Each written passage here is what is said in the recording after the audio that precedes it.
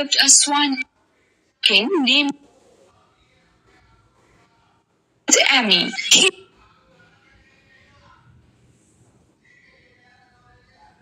He lived by a lake in a dense forest.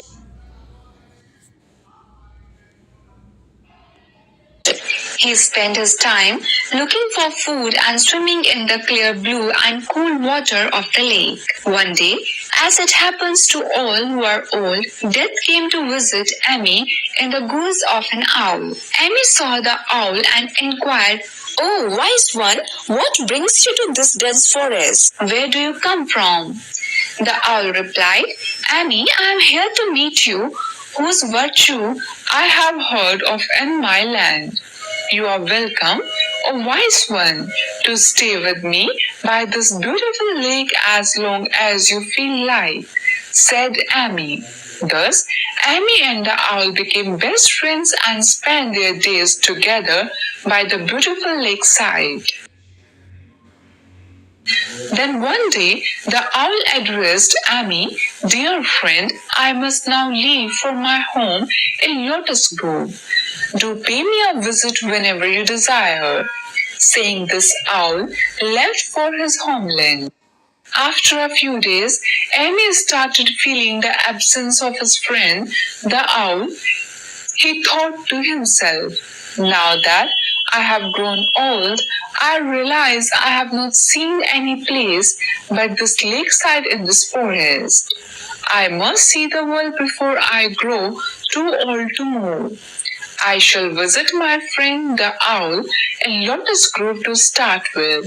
I am missing him terribly." The next morning, Amy, the king's swan, flew to Lotus Grove to meet the owl. He looked for the owl everywhere but in vain. Soon he saw him in a tree hole. The owl was resting there as owls do in daytime, for all owls are blind by daytime. Amy called out, "Dear owl, here I am Amy, your friend. Do come out to meet me." "Dear Amy, I am glad you have come, but I shall meet you at sunset. I can only see in the dark," replied the owl. At sunset, the owl and the king's swan met each other and had a hearty meal and took account of their time apart. The tired swan then slept at the foot of the tree. Unknown to the two friends, a caravan of gypsies had camped nearby. At the break of dawn, the leader of the gypsies blew a conch shell to awake their sleepy friends. The owl replied to the conch call with a harsh and loud owl call, a piercing hoot. The owl flew away from its tree hole even as Amy was enjoying a sound sleep. At the inauspicious owl call, the leader ordered the owl to be shot down by an arrow. An expert archer who could shoot an arrow at the source of a sound soon drew and shot an arrow at the tree.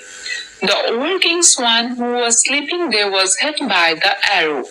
Thus, his end came by the inevitable visit of death in the guise of the owl.